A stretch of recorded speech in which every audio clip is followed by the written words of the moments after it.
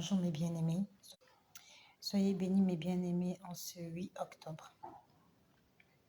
Je vais vous faire cette vidéo, chose promise, chose due. Tout à l'heure, j'ai commencé un partage que je n'ai pas terminé. J'avais promis de revenir vers vous pour continuer à vous expliquer comment le Seigneur m'a parlé ce matin. Pour ceux qui ont été connectés ce matin, ils vont comprendre la suite des événements. Mais pour ceux qui n'ont pas été connectés, je vous invite à aller écouter la vidéo précédente afin de comprendre comment le Seigneur m'a parlé aujourd'hui. J'étais en train de lire Exode 24 hier et j'ai dirigé mes prières, mais le Seigneur ne voulait pas que je prie de cette façon-là. Le Seigneur voulait que je prie, que je cherche la connaissance. C'est dans ce sens-là qu'il m'avait guidée. Bonsoir à ma sœur Émilie Eboa depuis la Côte d'Ivoire. Que le Seigneur te bénisse, que le Seigneur te fasse du bien à toi et à toute ta famille. Bonsoir à Moza Kachunga. Que le Seigneur te fasse du bien. Bonsoir à Marcel de Leslie. Bonsoir à Céleste Divine. Bonsoir à Solange Edimo. Bonsoir à Patrick. Soyez tous bénis au nom puissant de Jésus. Angèle Tito, Romanos Barreau. Je vois Joey MTB qui est là. Je vois Benoît Martungu depuis les États-Unis. Je vois Junel Dor. Vous êtes nombreux, vous êtes nombreuses. Je pense en même temps à mon frère Pépin Malanda. Je pense à Yalilo Saint. Bonsoir à Obirita, Martial Desquatré. Je pense à mon frère Rufin Patnelli. Ça fait longtemps que je ne l'ai pas vu. J'espère qu'il va très bien. Rufin Patnelli, j'espère que tu vas très bien. Bonsoir à Josiane Messiba. Que le Seigneur se souvienne de chacun d'entre vous au nom de Jésus-Christ. Je vois Jean Meledieu qui est là. Vous êtes nombreux, vous êtes nombreuses. Ma famille, Rayon du Soleil. Alice Pazé, que Jésus-Christ soit votre guide, votre protection. Donc j'étais en train de dire, ce matin, il m'a demandé de prier et de demander de le connaître. Aziz Sana, Suzanne Monin, Marie-France Marotta, vous êtes nombreux, vous êtes nombreuses. Il y a ma sœur Eudoxie, maman Ako, ça fait longtemps que je ne l'ai pas vue. Il y a ma sœur Laetitia qui vit en Belgique.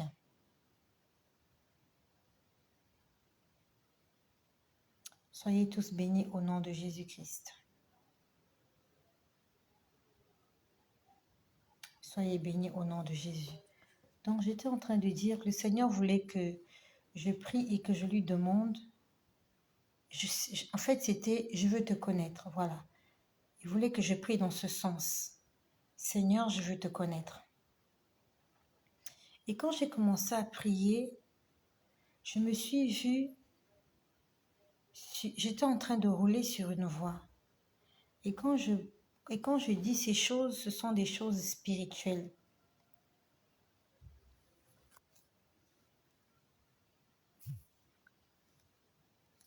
Quand je parle de ces choses, ce sont des choses spirituelles. Pendant que je priais, je me voyais sur une route en train d'avancer. Je me voyais sur une route en train d'avancer pendant que je priais. Et quelque part, la route était cassée. Donc, j'étais en train de prier ce matin. C'était à mon réveil. Je n'avais encore rien fait. Je n'avais pas encore vaqué à mes occupations. J'étais juste en train de prier. Et je me voyais en train de rouler dans une voiture. Je roulais dans une voiture sur une route à deux sens. Moi, j'allais dans un sens et il y a d'autres véhicules qui venaient dans l'autre sens. Là, je suis en train de te parler des choses spirituelles. Ça se passe en esprit.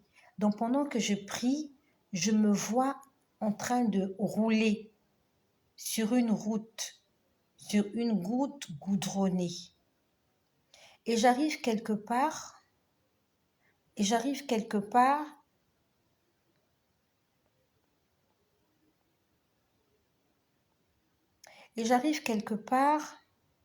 il y avait une station d'essence.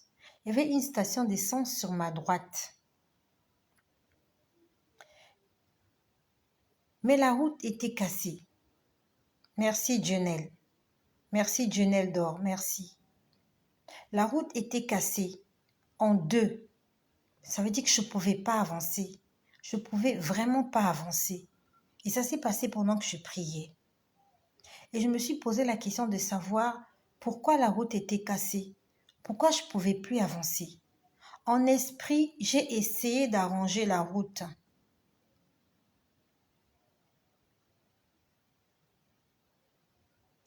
En esprit, j'ai essayé d'arranger la route. Quand je dis, ce sont des choses en esprit. C'est comme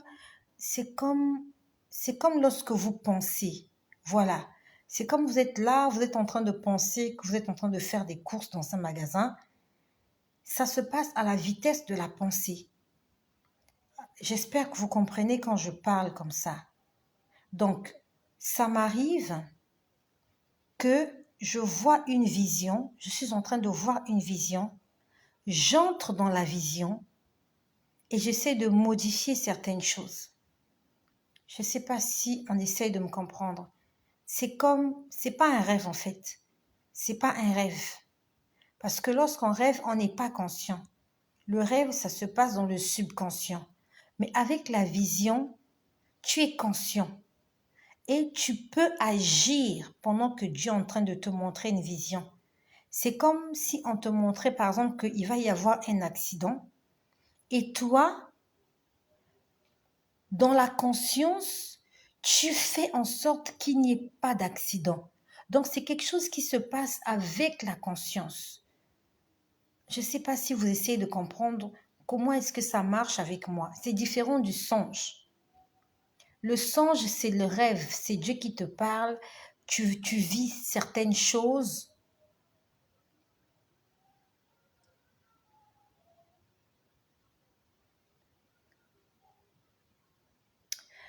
Tu vis certaines choses. Dans le rêve, c'est différent. Dans le rêve, c'est vraiment différent.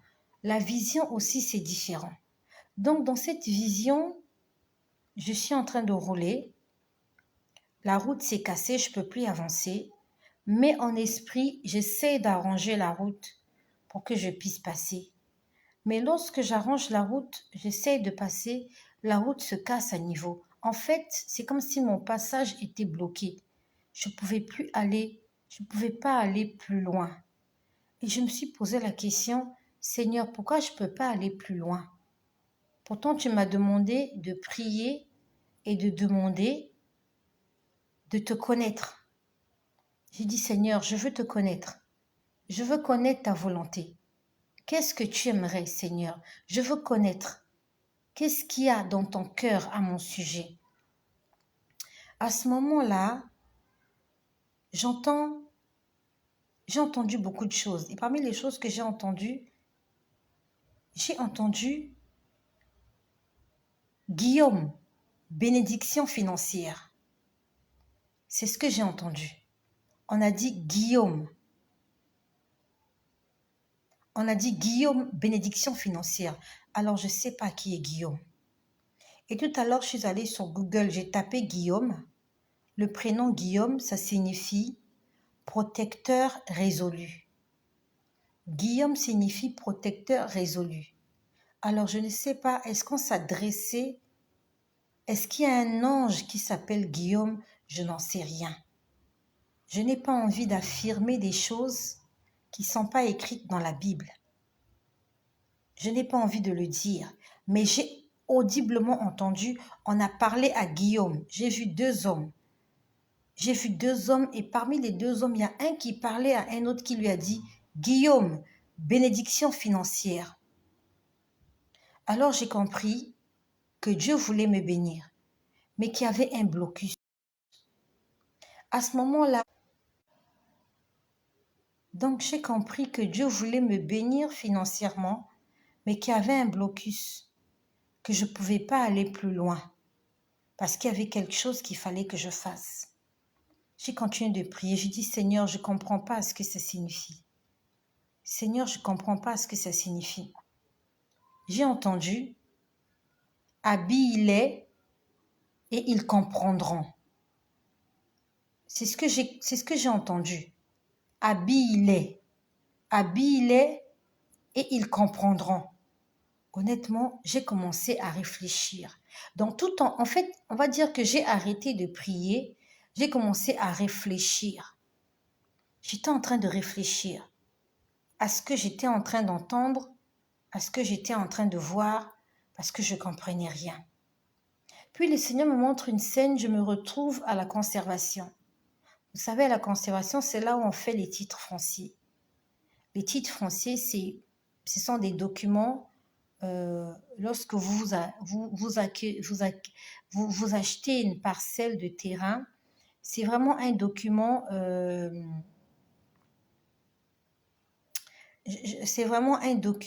crucial lorsque vous achetez une parcelle de terrain.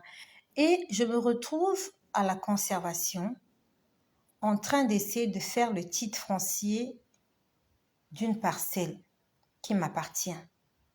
Sauf que j'entends une voix qui dit « c'est pas comme ça ». J'ai entendu audiblement une voix qui disait « c'est pas comme ça ». Je voulais vraiment comprendre. Je voulais vraiment comprendre ce que Dieu voulait m'expliquer. Alors, il y a des choses que j'ai vues, mais je les ai oubliées. Honnêtement, j'ai oublié. Et après ça, j'ai entendu rapidité. J'ai entendu rapidité. Donc, soit on me demande de faire rapidement quelque chose, soit on a demandé à quelqu'un de faire quelque chose pour moi, mais dans la rapidité. Après, Dieu me rappelle les engagements que j'ai pris. Comme j'ai dit, je vois beaucoup de choses et les choses que je vous dis, ce sont les choses dont je me souviens vraiment. Je peux être en train de prier, je vois des images défiler, je ne peux pas tout retenir. J'essaie de retenir ce que je peux retenir. Mais in fine, Dieu était en train de me dire que c'est comme si ma bénédiction financière est bloquée parce que j'ai pris des engagements et que je ne les ai pas respectés. Dans le livre de Jean au chapitre 3 au verset 16, il est écrit « Dieu a tant aimé le monde qu'il a donné son Fils. » La nature de Dieu, c'est de donner. Dieu, tout ce qu'il sait faire, c'est donner et il donne avec joie. Lorsqu'il a créé le monde, il n'a pas créé le monde pour lui-même. Dieu a créé le monde pour l'homme. Et il a placé l'homme au milieu du jardin. Il a dit à l'homme, domine, assujettis. La terre a été créée pour l'homme. Dieu nous a donné cette terre en héritage. Mais par manque de discernement, nous avons donné. Nous avons donné. Nous avons donné cela à l'ennemi. Par manque de discernement. Dieu nous a donné et nous, au lieu de le conserver, on a donné à l'ennemi. Mais Dieu nous aime tellement qu'il nous a donné son Fils afin de nous racheter. Dieu m'a rappelé beaucoup de choses. Des gens qui ont donné et par rapport à ce qu'ils ont donné, comment leur vie a changé. Dieu m'a rappelé Abraham. Comment Dieu lui a demandé son fils unique. Abraham avait peur. Mais il avait fait confiance en Dieu et il a donné son fils. Mais Dieu l'a empêché d'aller plus loin. Et c'est après cela que la vie d'Abraham a changé. Dieu m'a rappelé l'histoire de Gédéon. Lorsque Gédéon a rencontré l'ange de l'Éternel, l'ange de l'Éternel a prophétisé, l'a appelé vaillant héros.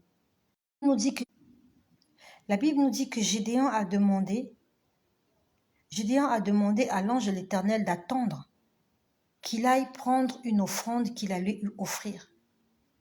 Et on nous dit que l'ange de l'Éternel est resté là jusqu'à ce que Gédéon vienne avec son offrande. Nous connaissons beaucoup d'histoires dans la Bible où, après avoir donné, Dieu a fait quelque chose. La Bible nous parle comment Abraham était là assis. Il était là assis sous les chênes de Mamré et il voit arriver 3 hommes. Il les fait asseoir et il demande à sa femme Sarah de faire à manger. Alors la question que je me suis posée, si Abraham n'avait pas reçu ces 3 personnes de cette manière-là, qu'est-ce qui allait arriver? Ces hommes-là étaient juste de passage. Mais Abraham les avait tellement bien reçus que Dieu a révélé à Abraham qu'il était en train d'aller détruire Sodome et Gomorrhe. À ce moment-là, Abraham se met à intercéder. C'est parce qu'il avait reçu une révélation. Et il avait reçu la révélation parce qu'il avait réjoui le cœur de ces gens-là.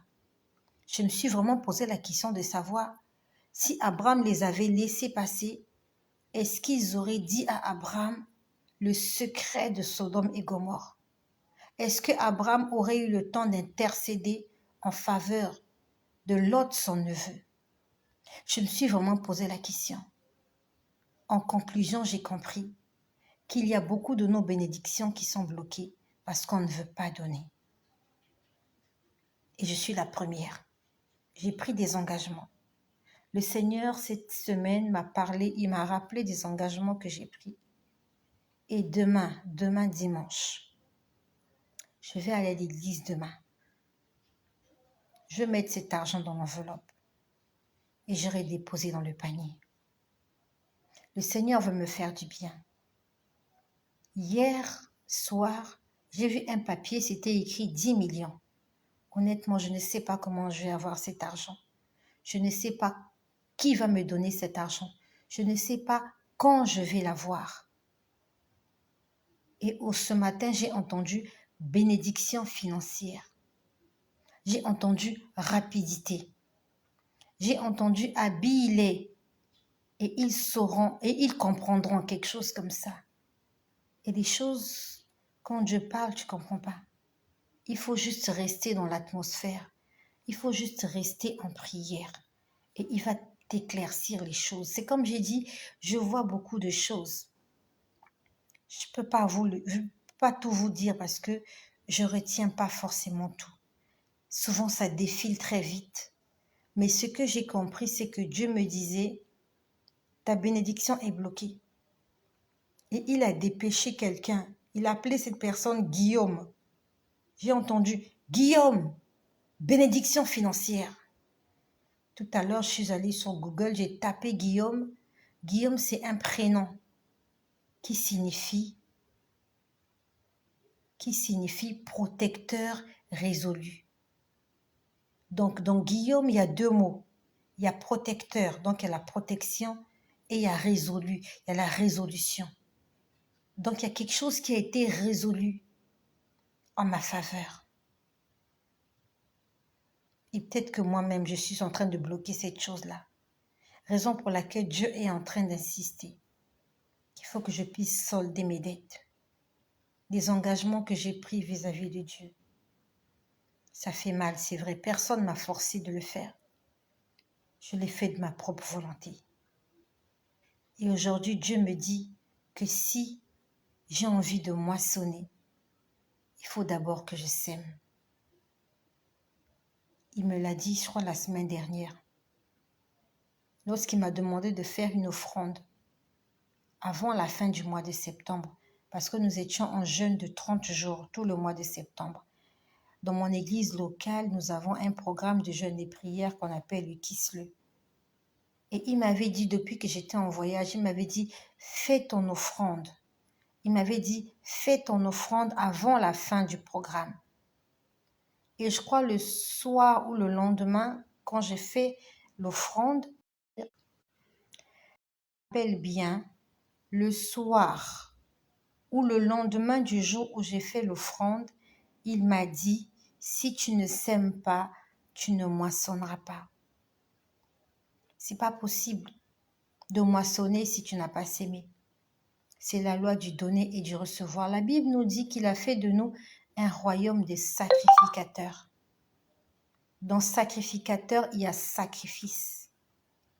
Lorsqu'on lit dans l'Ancien Testament le rôle du sacrificateur, il avait un travail à accomplir pour Dieu. Et dans le travail qu'il accomplissait, il avait aussi sa part. Il avait là quelque chose à manger. Il avait de quoi survivre avec sa famille parce qu'il était au service de l'Éternel, le Dieu Tout-Puissant. Il y a beaucoup de gens qui ne connaissent pas l'histoire du sacrificateur parce qu'on ne nous enseigne pas ça beaucoup à l'église. Et il y a beaucoup de gens qui ne lisent pas l'Ancien Testament. Nous sommes beaucoup plus figés sur le Nouveau Testament. Quand vous lisez l'histoire du sacrificateur, il était là en permanence dans le temple. Il servait Dieu nuit et jour. Et c'est en servant Dieu qu'il trouvait du pain pour manger. Et on nous dit que l'héritage des sacrificateurs, c'était Dieu. Ils n'avaient pas un héritage comme les autres tribus d'Israël. Les Lévites, leur héritage, c'était Dieu. Ça veut dire que c'est Dieu qui s'occupait d'eux. Et nous sommes cette race, un royaume des sacrificateurs. Le Seigneur est en train d'insister. Il faut que je solde mes dettes. Il faut que je puisse respecter mes engagements. Personne ne m'avait forcé. Aujourd'hui, ça me rattrape. Si le Seigneur me parle aujourd'hui, il est aussi en train de te parler. Comme moi aussi, peut-être que tu as pris des engagements. Et peut-être que ta bénédiction est bloquée quelque part. Parce qu'il faut que tu puisses s'aimer cet argent. Et en s'aimant cet argent, Dieu va ouvrir les écluses des cieux. Parce que sa nature s'est donnée. Dieu aimerait que nous puissions donner. Et que nous puissions donner avec joie. Quand Dieu a donné son Fils, il avait mal au cœur. Quand Dieu a envoyé Jésus mourir sur la terre, quand Jésus était cloué à la croix, le cœur de Dieu était blessé. Mais c'était pour une juste cause. Et aujourd'hui, Jésus-Christ a reçu le nom qui est élevé au-dessus de tous les noms. Parce qu'il a accompli sa mission telle qu'il devait l'accomplir. Je ne sais pas là où Dieu m'emmène. Je n'en sais rien du tout. Je n'en sais rien. Je suis en train de vivre des choses que je n'imaginais même pas vivre. J'imaginais ça seulement en rêve. Mais je vais obéir.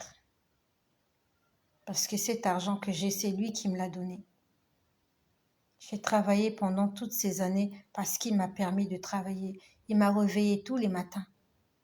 J'avais été embauchée à cet endroit parce qu'il avait touché des gens afin qu'ils puissent m'accepter dans cette entreprise. Pendant plus de 20 ans, j'ai eu mon salaire sans arriéré parce que Jésus-Christ était au contrôle. Si aujourd'hui j'ai un peu d'épargne, c'est parce que Jésus-Christ est au contrôle dans ma vie.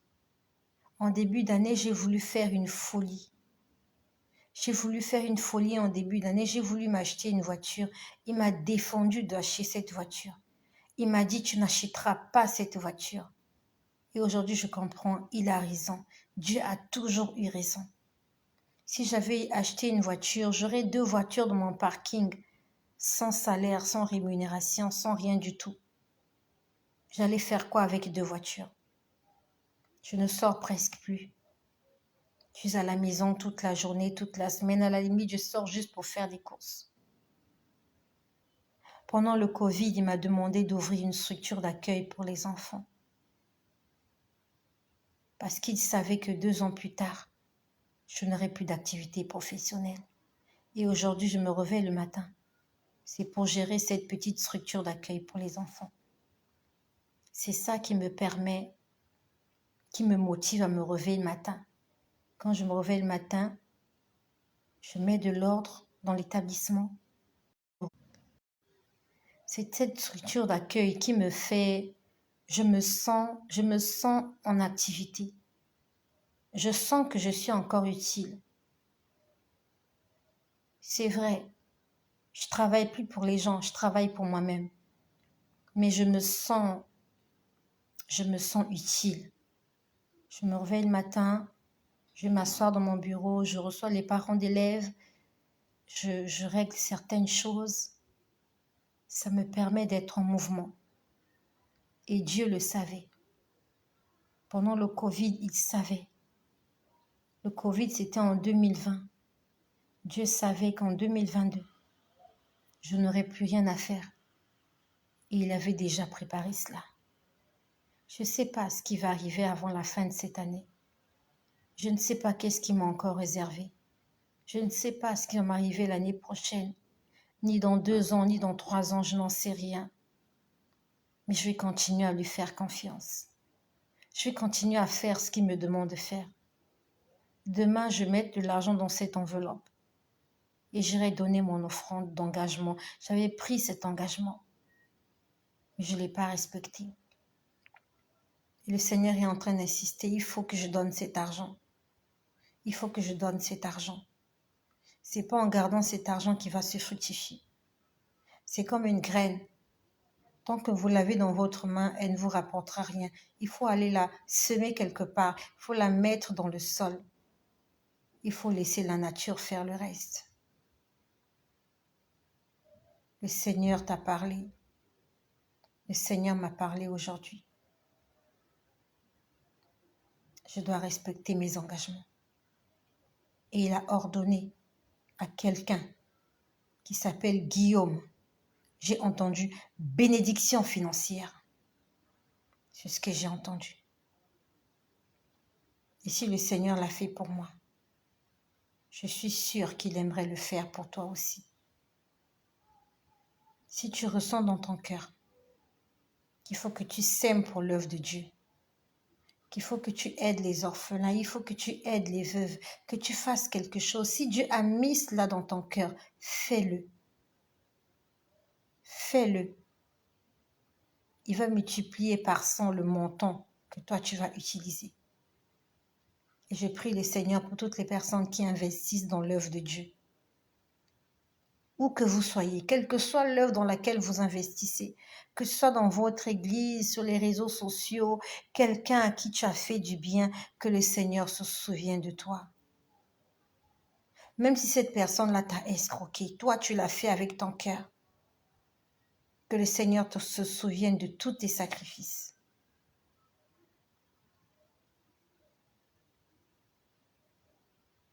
Est-ce qu'il me reste assez d'argent pour protéger mes enfants biologiques? Dieu pourvoira. Jéhovah j'irai.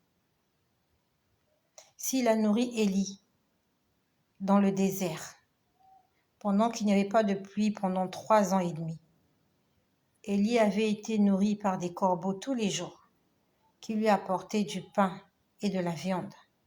Si Dieu l'a fait pour Élie, il le fera pour moi. Jésus a jeûné 40 jours dans le désert. Il n'est pas mort. S'il y a à manger, nous allons manger. S'il n'y a rien à manger, nous allons jeûner. Le Seigneur prendra soin. Il ne laissera pas mourir avec mes enfants. Tout ce que je lui demande, c'est de la lumière et la paix. Je veux la lumière pour lire ma Bible et je veux la paix pour prier en toute quiétude. Le reste, je sais qu'il va le faire. Jésus-Christ est Seigneur. Merci pour ta présence. Merci pour ton attachement à Jésus. Respectons nos engagements. Si nous avons pris des engagements, respectons-les. Le Seigneur est au contrôle. Soyez bénis.